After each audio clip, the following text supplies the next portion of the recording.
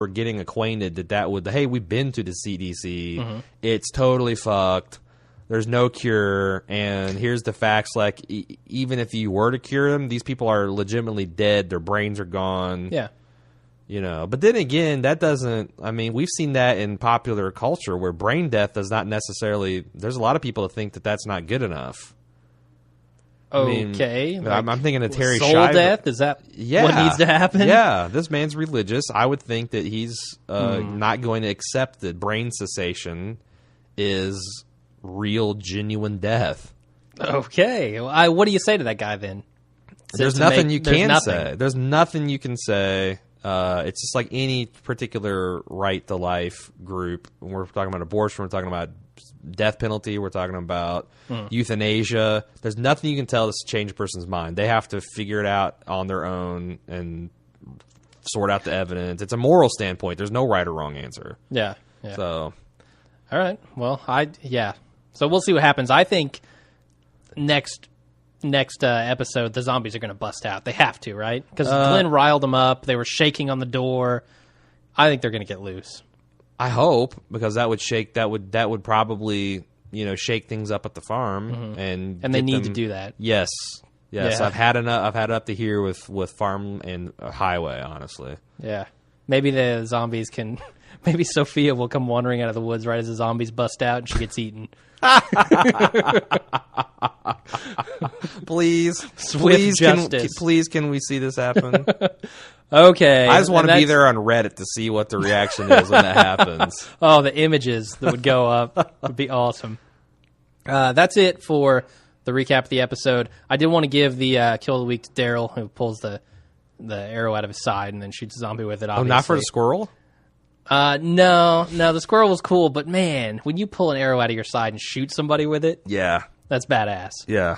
And the idiot survivor of the week, I think we know who that goes to. Obviously, Andrea. Yeah. So that's it. That's all I have. Do we want to go into listener feedback now? I don't really want to, but we've got a lot of it, so sure we probably we do. should. Yeah. First up from professional podcast critic Daniel WB. He has a recant confession.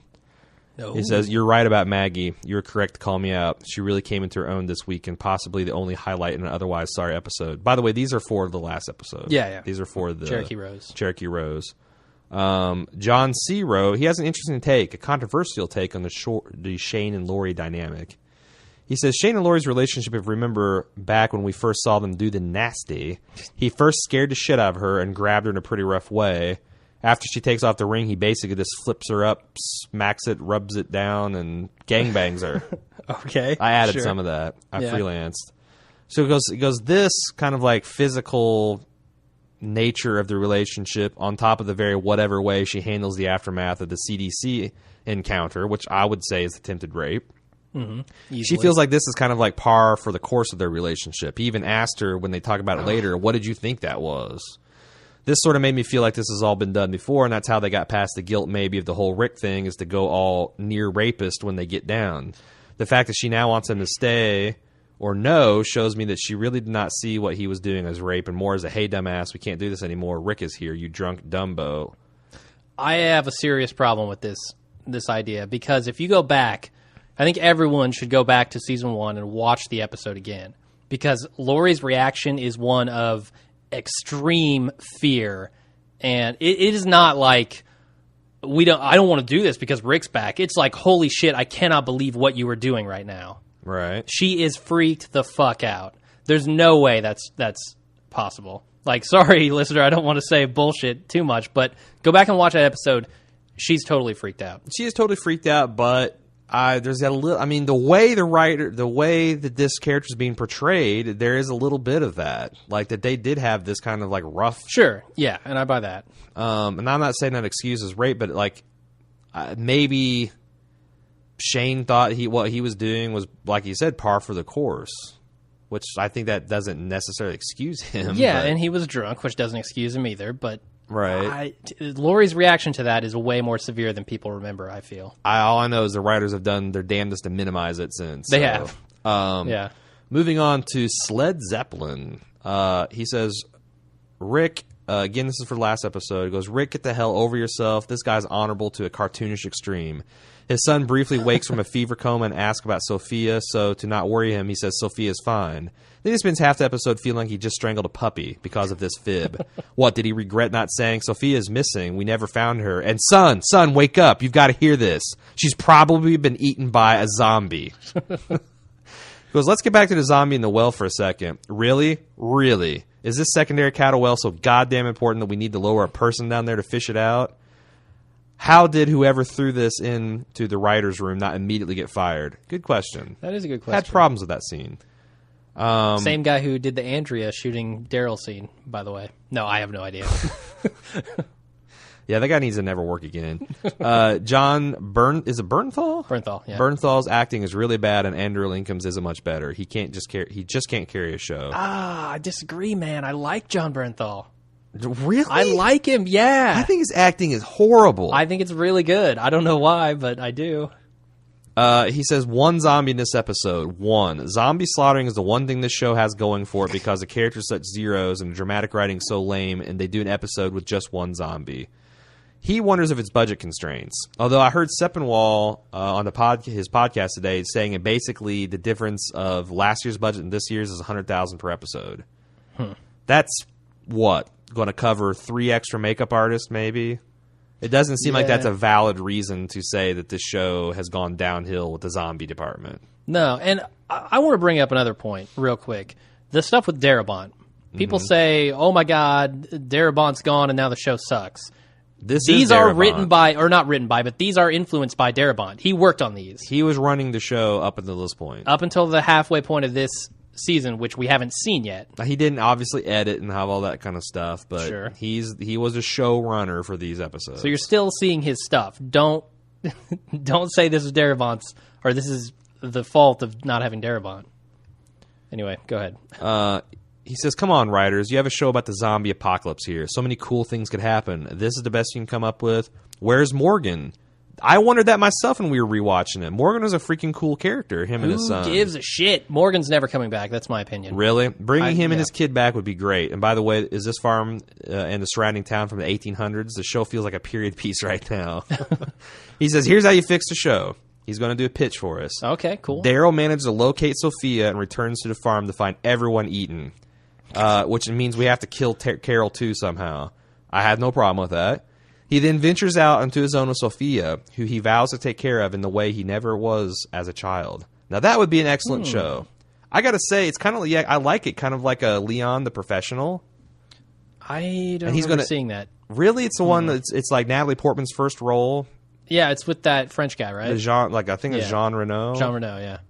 And he takes her and trains her to be an assassin. That would be freaking cool. He trains Sophia in the art like of Kick-Ass, zombie killer. Where Nicolas Cage trains his daughter to be, what's her name?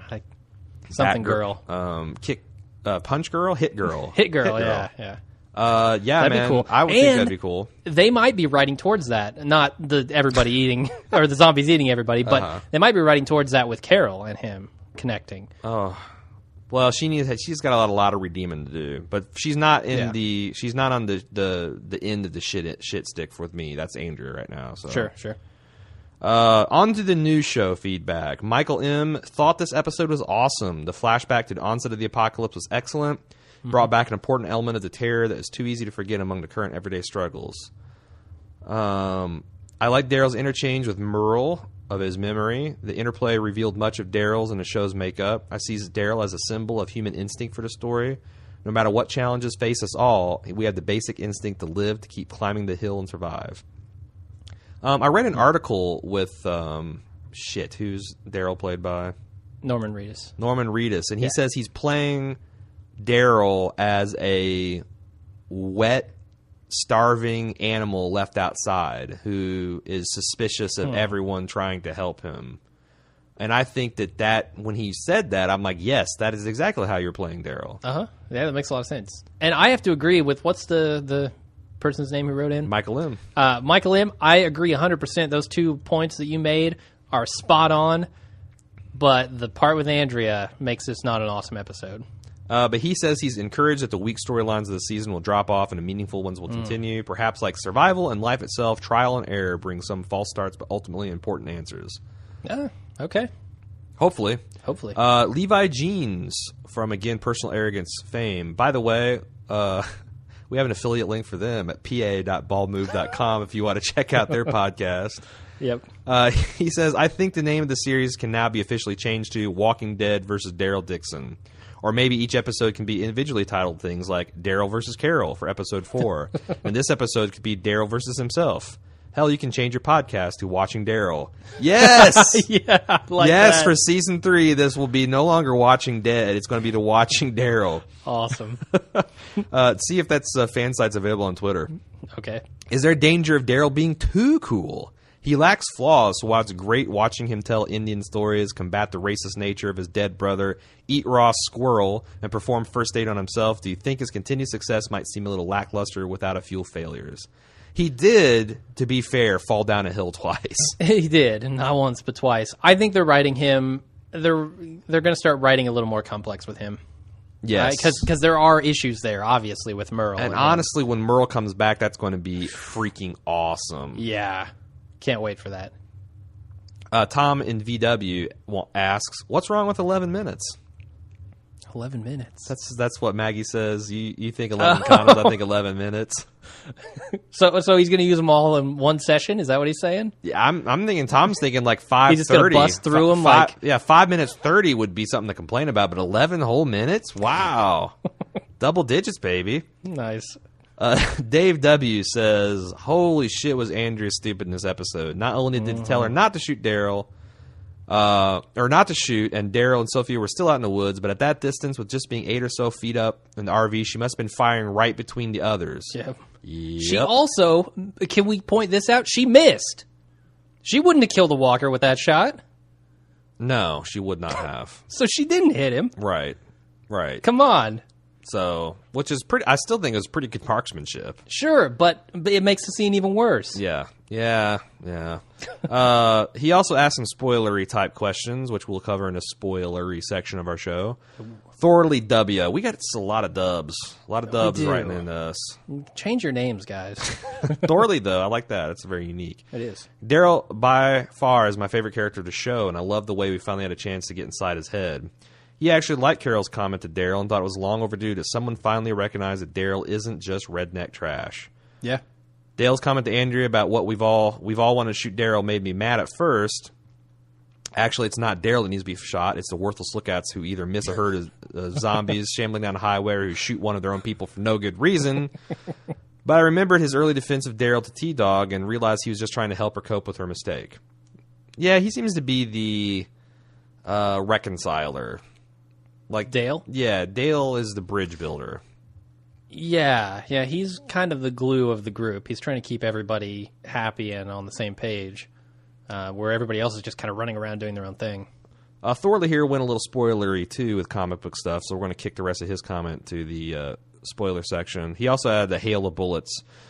He says, glad to reveal that Daryl told them off-scene about the hiding place he found earlier. Mm-hmm. He was worried that TWD, The Walking Dead, might turn into Lost, whereas the survivors didn't share important information with each other.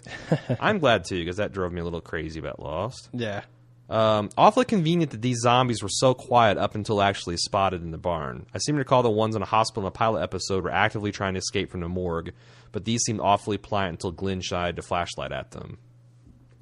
Yeah, I think the show does play some games with the sound design. Like, walkers don't make any noise until they're spotted, and then they're goddamn noisy as fuck. Yeah. So, but that's just the way the show, I mean, I have to say that's just like you hear laser blast in Star Wars in space. Sure. This is, they're bending the realism for dramatic purpose, so it's not, I'm getting over it. Yeah, that's a pretty suspension of disbelief sort of thing. That I can get behind. It is because the thing is that the zombies would never surprise anyone if they walked around the whole time. Yeah. So the turning it on and off, I think maybe they just toned down the zombie moaning a little bit. Because honestly, whenever there's a pack of them, I almost think it's funny how much later it's like, They layer zombie moans like Andrew WK layers guitar tracks. They're like 12 and 16 tracks deep in that shit. Oh, yeah. He says, does this mean that Daryl gets to wear the sheriff's hat now that he's also been shot? I like that. Like, you know, they just like have, you know, it's like, it's my turn to wear the hat. Yeah. I wonder if Daryl found his other crossbow bolts. Pulling one from his body and loading it into his crossbow to kill the last zombie was a moment worthy of Schwarzenegger and its sheer badassery. I wonder if Thorley is a fan of some of our other like badass casts we did in the Blue Yonder days. Maybe. Because Jim and I are badass scholars. We study that like, you know...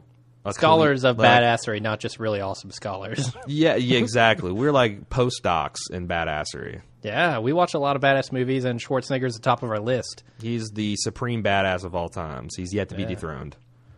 So maybe he is.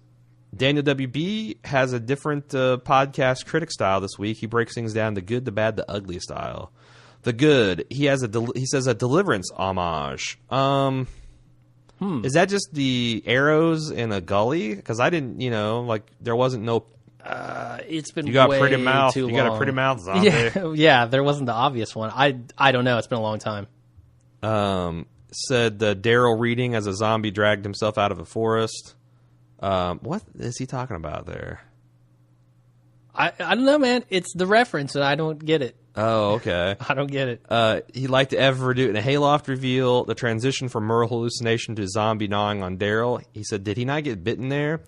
I think you and I are on the same wavelength. He was wearing steel toes. Of course Daryl's wearing steel toe shoes. Why wouldn't he be? Yeah, any redneck worth his salt is going to be wearing steel toes. Some construction boots, for Hell sure. Yeah. So, yeah, and plus, it's like I think that human teeth are not equal to boot leather anyway. Yeah, he may have been able to like crush his toes if he wasn't wearing steel toes, but he's not going to get through that leather. He liked the kids' table at dinner and Maggie calling out Glenn as a 1 minute man. He said the generator scene felt like it was inserted after all the electricity outcry on the internet. I would think that too, except for this was all shot before the internet outcry. Yeah. He says anyone who's worked around an annoying generator knows that you can't escape the noise except at Herschel's farm. True. Especially an industrial size one like that. And where are they getting the gas? From the gas pump behind the house. I guess so. I don't know, man. Because that's another thing. Those things are freaking thirsty. Maybe they've got a tractor that they've been siphoning gas from. A bunch of farm tractors? machinery, yeah. Daryl's insistence on climbing out of the valley at such a steep location rather than walking up or down the river a piece. Not once, but twice. Yeah, maybe the arrow hanging at your side, you would maybe see if there's a less steep location. Possibly. He says also he didn't like that Daryl left the arrow in his side. We kind of talked about that. He didn't like the CG effects on the Atlanta attack. This show's not going to have cool explosions. They're going to go the the CDC digital explosion was terrible. They're going to go the digital style explosions every single time. It seems like they're saving their money for the zombies. The ugly Carol's haircut. The general can't. Oh, come on. The general can't freak out over a lone walker a mile off in the distance. He says, I see what the writers are going for, but like the swamp monster zombie scene, they lose their way trying to make a big splash. And Sophie Palooza. The ongoing saga is bad enough as a subplot, but to make it a big moral play, like they have anything better to do now than now that they're camped out at a zombie-free farm, is a waste of valuable minutes. That's true. They don't have much to do at this point other than look for stuff. I think they got a shitload to do. They needed to beef up the house defenses. They need to get some patrols going, but whatever. But like I said, they're already starting to feel safe. Yeah, at that farm. Not anymore. Not once that's when they find out what's in that barn. Yeah, very true.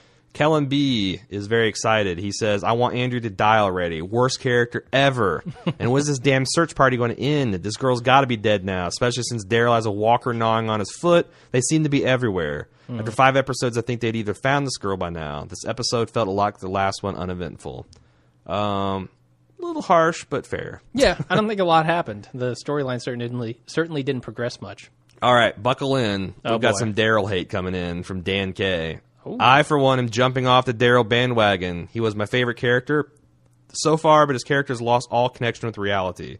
Daryl used to be a redneck with impressive zombie apocalypse survival skills who was neither a good guy nor a bad guy. He was just trying to survive. And the kind of edge and recklessness that he showed gave the group an interesting dynamic, while also helping to show that Rick's patient and even-handed leadership skills were needed. Now they're making him into a good guy who is part Terminator, part New Age urban Southern man who I can't relate to. I get that you don't want to make Daryl a stereotypical redneck all the time, but to play him off as so over the top as a good guy has left this season without any real tension or bite. I wouldn't mind seeing Daryl say something racist here or there, or have his temper endanger the group some.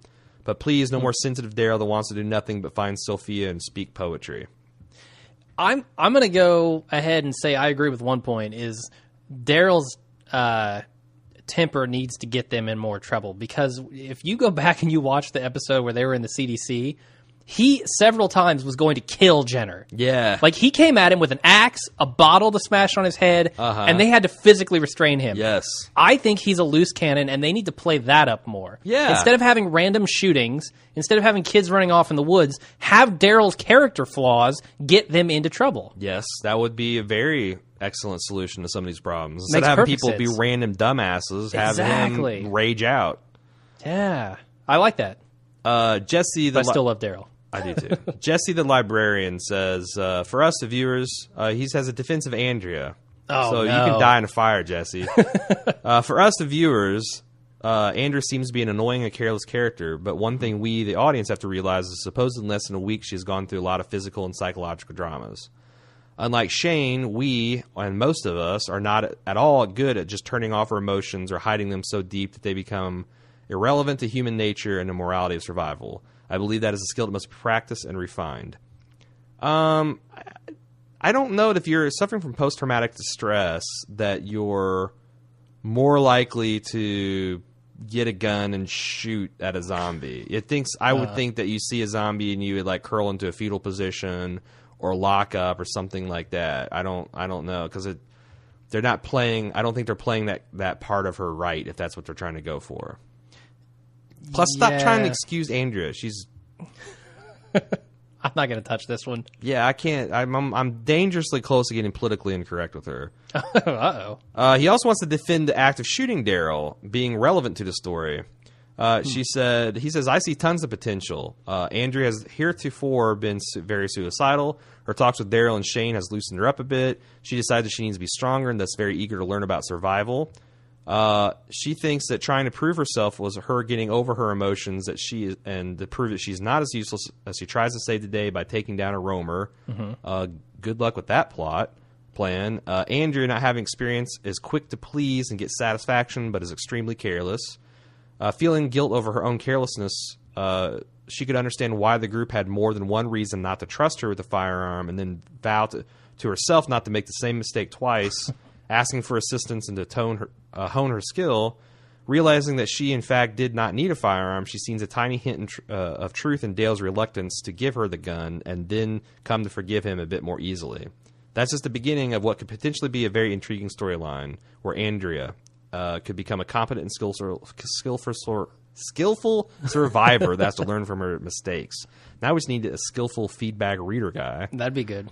Yeah, I mean, I guess. I'm just saying the writers, judging from the reaction from the fans, are not doing this character justice, because maybe this is all a big planned out arc, but god damn, I hate this woman right now. Yeah, and even if all you say is true, it's going to be like, I just don't know where they could take her that's going to make me forget about all the stupid shit she's done this season. Yeah. Stupid shit. I don't know. It seems like they're trying to do that with all the characters. Make them all flawed and do horrible things, and then try to redeem them, and then et cetera, you know?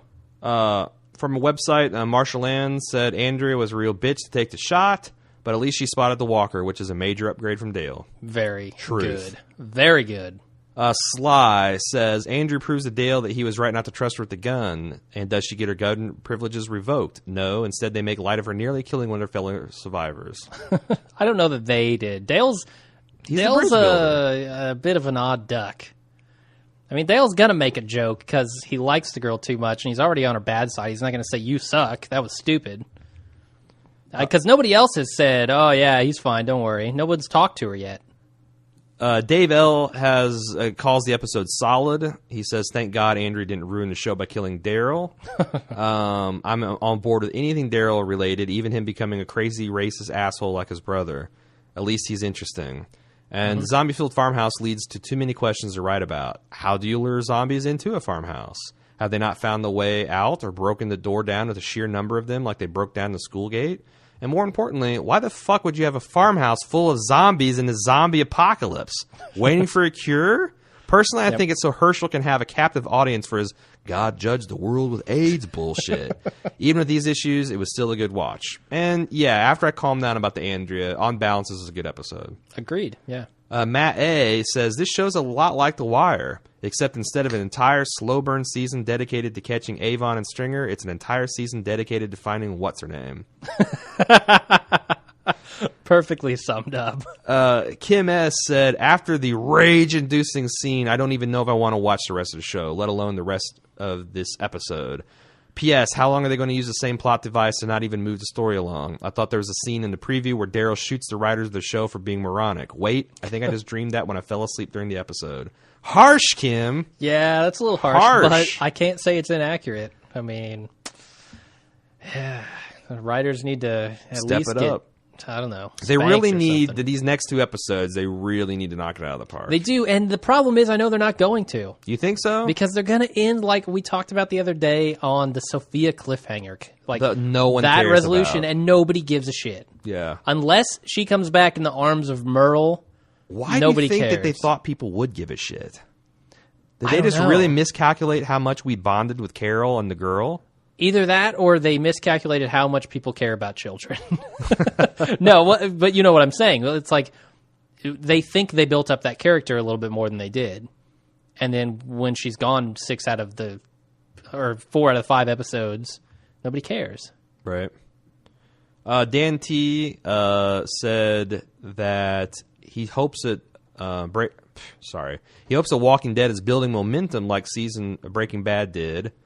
He also says that he gives a vote for us to cover American Horror Story. He also says he almost always agrees with Aaron's take on things, and his son's middle name is Aaron, too. I'm flattered, Dan, honestly. I don't think you needed to go and name your child after me. But that's better than a 5-star iTunes review, honestly. I like that. Says, by the way, I'm a fellow Hoosier and Colts fan. My condolences on the latter, and me and Jim are kicking back some Wee Mac from Sun King, locally owned and operated brewery. So cheers. Go Hoosiers. Do we have any more feedback? One last one. Doris Day, The Earth Stood Still. Doris Day? Doris Day, The Earth Stood Still. Oh, nice. Not just Doris Day. I felt another accidental gunshot seemed strange so soon after Carl's situation. My best guess is that this is happening more to develop Daryl into a paranoid defensive survivor, perhaps feeding into his apparent anxieties and fears of his visions of Merle are representing or conjuring up. They probably should refrain from accidental gunshots for a while after this, though. It really does seem like their go-to move is the gunshot. Yeah. We've got no idea how we're going to get them out of this situation. Just have somebody get shot. Yeah. There was somebody on Reddit that had, like, preview for the next Walking Dead. Carol accidentally shoots Darrow, who accidentally shoots. It's like this long list of people accidentally getting shot. Yeah. Tune in next week. I'm predicting Lori still gets shot. I think they've got to finish off the Grimes. Have the Trinity. Yeah. So, that's their go-to move. They're going to have to make a lot more sheriff hats, I think. So Definitely. Okay, that's it for the show this week. Let's tell the people where they can find us. You can keep up with see all of our articles, all of our podcasts, go deep into our archives at baldmove.com. You can send us email about this show at watchingdead@baldmove.com. Follow us on Facebook at facebook.com/baldmove and at Twitter at baldmove. Mm-hmm. Jim Mann's Twitter, I man Facebook. And I want to say, before we do close out the show, about the iTunes reviews. We shattered 60. Left it in the dust. Yeah, the goal was to get 6 reviews. We got up to like 70-something. Thank you very much for those. We really appreciate that stuff. And we appreciate the good and the negative. I wish the negative people would actually... The negative I appreciate less. Give us more constructive feedback. You know, it's like, it's you know... It's like there's already like 3 or 4 people saying that, hey, if you hate the show so much, why do you podcast about it? It's like, look. We obviously like the show. We wouldn't spend 10 hours of our life each week. We probably spend probably writing our notes, prepping for the podcast, recording the damn Rewatching thing, episodes. editing the damn thing, doing the survival reviews. We wouldn't do this much if we didn't like the show. We wish the writers liked the show as much as we like the show, honestly. Yeah. So it's like if you find like if you're just bitching about us, bitching about the show, like I just wish you'd like give a little bit detail in the critique. So Yeah, tell us why the show fails, not why. if you're going to drag, tell us why our podcast fails, not why the TV show fails. if you're going to drag down our iTunes score, at least give us something to argue about or discuss or whatever. So that's my. If you're going to give us the 1-star, fine, back it up. Just say that Bring it. our voices sound too fat or something. I got a fat voice. I got an Otis-esque voice, I think. All right. So you can support us by leaving us reviews and giving us subscriptions, subscribing to our podcast on iTunes. That helps us filter up to the various what's hot and top lists and gets us more traffic and people listening to us. And you can also, again, as I mentioned in the first show, the way to keep our lights on and our disc spinning and the bits flowing is to use the Amazon.ballmove.com affiliate link. Again, it costs you nothing. I can't stress enough. You're paying the same Amazon prices, same Amazon shipping. They just give us a teeny tiny little kickback for everything you buy. Absolutely. All right, so that's it for the show this week. For the people who want to be spoiled for next week's show, stick around after the music. We're going to have our spoiler section. And until next time, I'm Jim. And I'm Aaron. See you in the spoilers.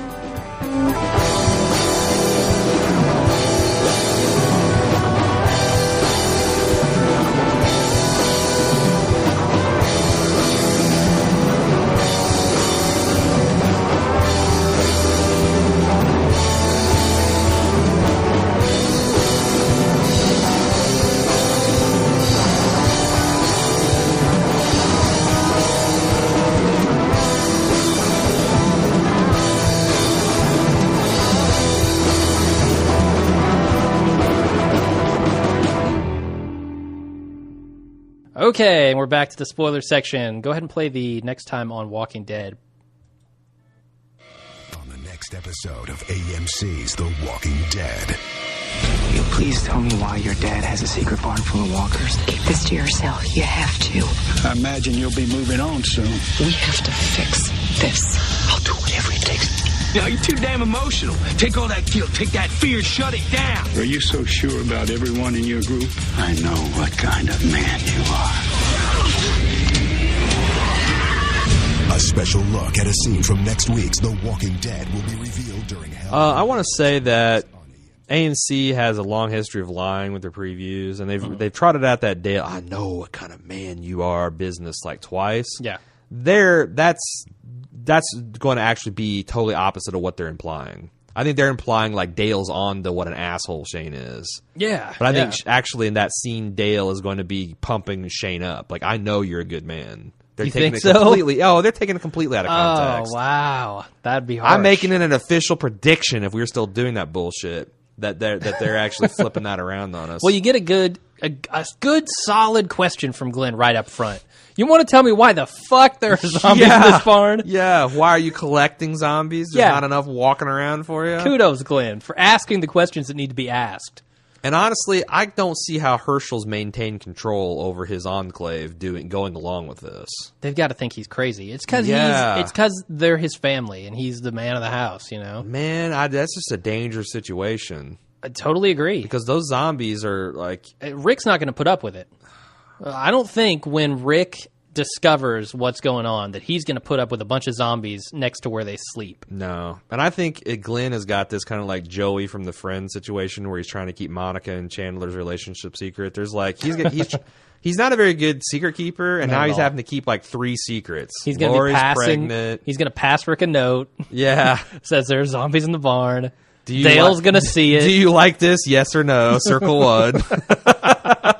Or there's maybe in there. Yeah, sure. Yes, no, maybe. So, yeah, kudos to Glenn, and Rick is going to have a problem with these zombies.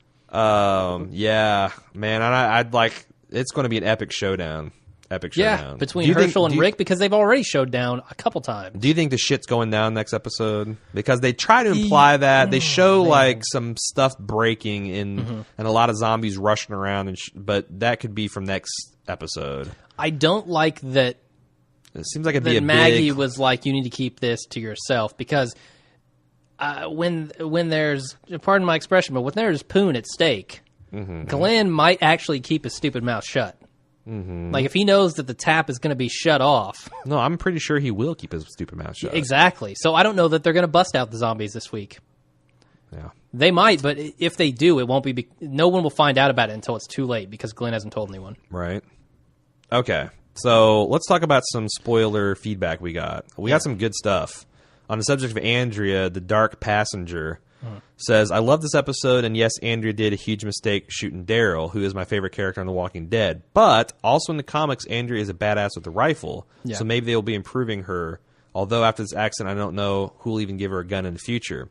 And David W. elaborates and says, well, wait, no, I'm sorry. She didn't do that. So what do you think about that? The other stuff is about Shane and Rick, which is very interesting. What do you think about that? So with Andrea becoming the sharpshooter, or they really portray her as the tough person of the group.